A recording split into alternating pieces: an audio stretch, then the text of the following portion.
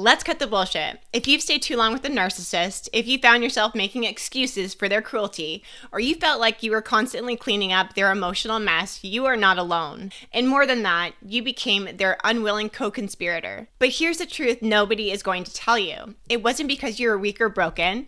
It was because your empathy was hijacked and weaponized against you, and your nervous system got trapped in a survival cycle you didn't know how to escape. I am Megan Webster, an abuse recovery coach, a trauma-informed strategist, and the woman a narcissist hopes to never meet twice. This is the Narcissist Worst Nightmare podcast, and today we are diving deep on how your empathy got you hooked on narcissistic abuse, how you became an emotional co-conspirator, and most importantly, how you can weaponize that empathy for your own freedom. The reason why I share so many stories with you on here and on my TikTok is so that if you are experiencing narcissism or abuse, or you have question marks around it in your own life, you can start to see it and understand it. And if you are someone who is empathetic, or you've been told that you carry high empathy, this episode is going to be an awakening for you. I can still remember a night when my ex-husband absolutely lost it in public. He was snapping at the waitress, belittling me loud enough for the whole restaurant to hear. And you want to know what I did?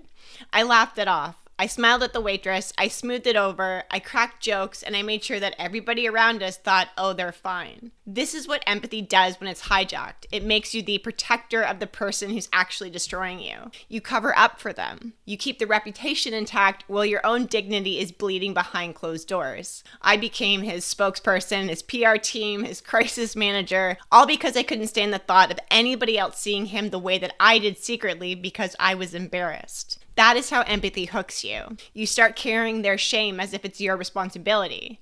And before you know it, you're not just trapped in abuse, you're helping hide it from the world. So let's talk about how your nervous system got hijacked in the first place. This is really the biology of empathy and abuse. This is not bullshit. This is science-backed research on how empathy becomes a trap. Your nervous system mirrors what it senses. When you see someone in distress, your brain fires as if it's your own pain. That is empathy in action. But in abuse, your nervous system gets stuck in survival mode. It's the roller coaster of the highs and lows, the love bombing, the cold silences, rage, affection. It floods your brain with dopamine and cortisol, rewiring your body to crave the chaos. And your body becomes addicted to that emotional whiplash. It is not love. That is a trauma bond at its rawest form. So you don't just feel empathy. Your nervous system desperately tries to regulate the chaos because it believes your survival depends on it. So you start living on edge, your heart racing, your stomach churning, you're hypervigilant, and you are exhausted beyond belief. You confuse their emotional explosions for passion. You think that their cruelty is justified because you feel their pain so fucking deeply. You are not broken. You are neurologically trapped.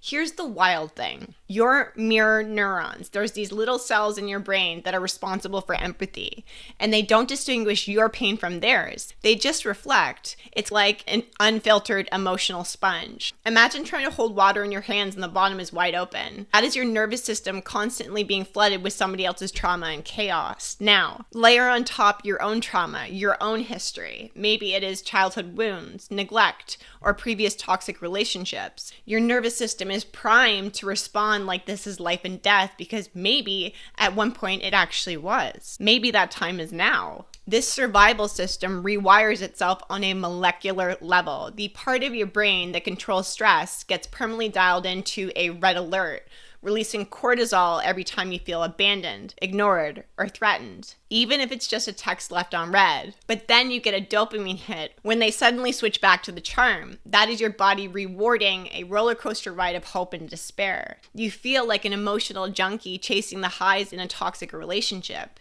And the constant state of fight, flight, freeze, and fawn responses are your nervous system in a war zone, exhausted but wired, desperate for relief but only finding it in the arms of your abuser. Most people do not realize that this is because their brain wants to make sense of the chaos with logic and reason. But trauma lives below cognition. It's in your gut, it's in your heart, it's in your cells, and it silently controls how you feel, how you think, and how you behave. And because this happens below conscious awareness, you keep getting sucked back in. You believe the illusion that if you just love harder, if you try harder, if you're more empathetic, you can fix this. But the truth is, your nervous system is addicted to a chemical cocktail that will never let you win until you detox on a deep somatic level. So how did this happen? How did you become the unwilling emotional co-conspirator? Here is a brutal truth. Your empathy enabled the abuse. Not because you wanted it to, but because your nervous system was desperate for safety, even if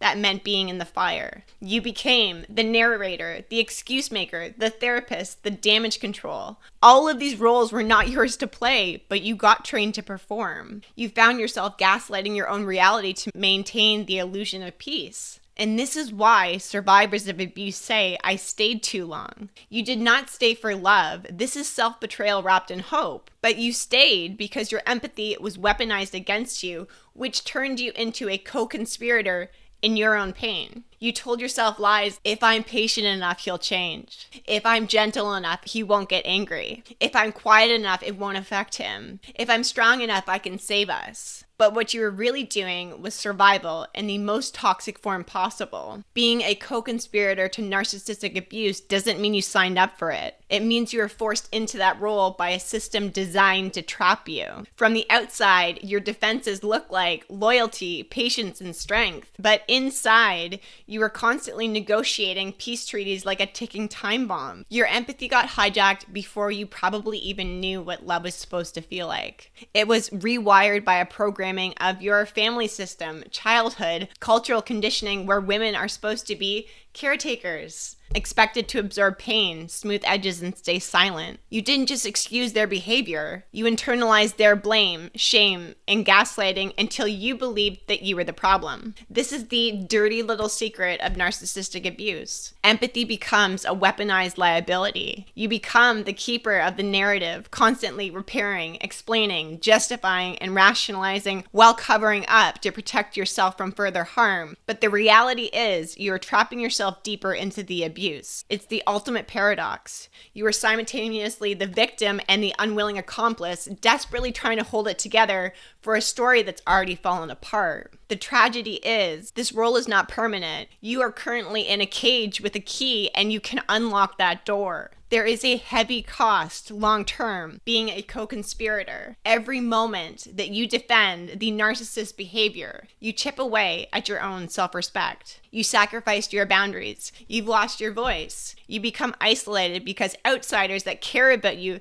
do not understand why you defend him. You are caught in the empathy trap where this feels like a jail cell for your heart and your nervous system. And it's not just emotional exhaustion.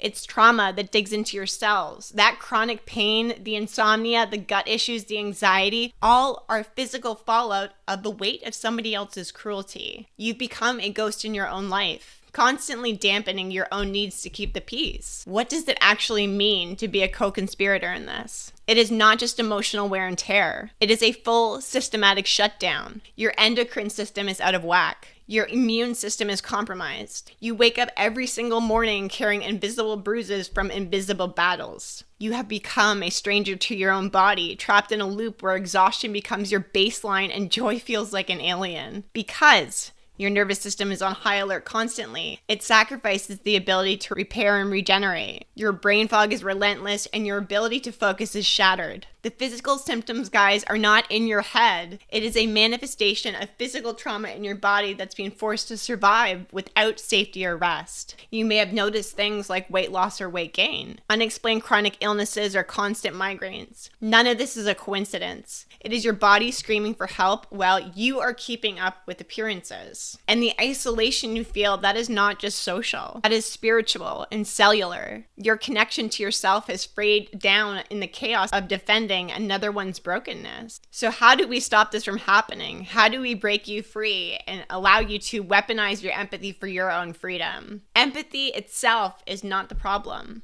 but unfiltered empathy, that is the weapon that the narcissist will use. Now, disciplined empathy, that will be your greatest weapon. Here's how you're going to be able to reclaim your empathy and turn it into a tool for yourself to break free from abuse. Your energy is the most important thing that you own. Own it fully, protect it at all costs, and you get to decide who gets your emotional bandwidth. Set clear, unbreakable boundaries. No more bending over backwards to fix the narcissist emotions. Practicing radical emotional containment. Learn how to hold space and safety for your feelings first and foremost, not theirs. Speak your truth loudly, unapologetically, and safely. You do not owe anybody a justification, a rationalization for how you feel. And you can use your empathy as a radar. Please feel those shifts, but protect your nervous system. Regulating your nervous system daily has to become your new standard because this resets your internal state so you do not get pulled back into this.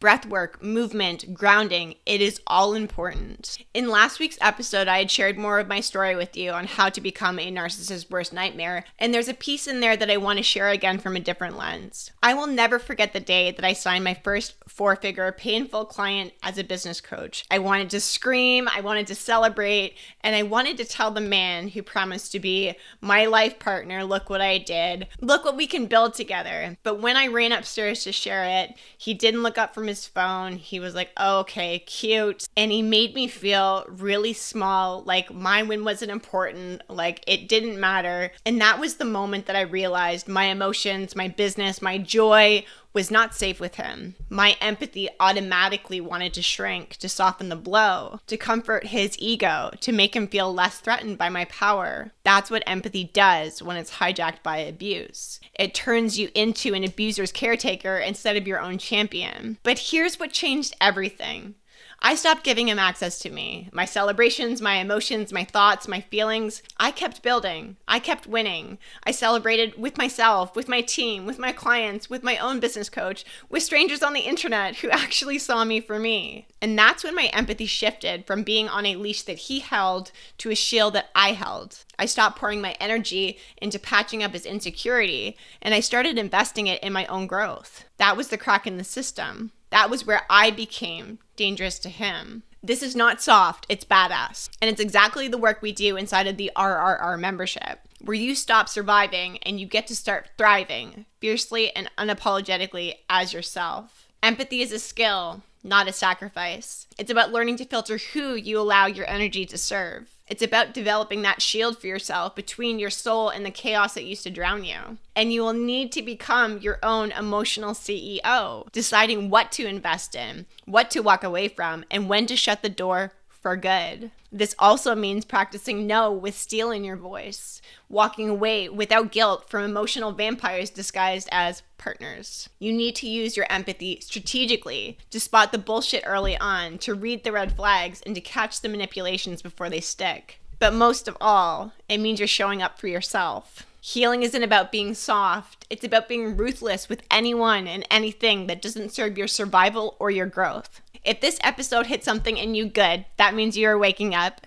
Inside of the Reinvent, Rebuild, and Redeem membership is where we do the real work. Yes, I love the fact that you saved this podcast, but this is just the surface. This is really a trauma bond detox, a nervous system reset, live coaching from me. So when your brain is spinning out and your heart is breaking, you have someone that's going to have your back and love and support you where you are at right now in your journey. This is where you get to stop surviving and start fighting back to be the fiercest version of yourself. Share this with another woman who needs to hear it. Subscribe, leave a review, send me a DM on Instagram and tell me what landed. This is the Narcissist Worst Nightmare podcast, and your comeback starts with owning your empathy, not as a liability, but as your ultimate weapon.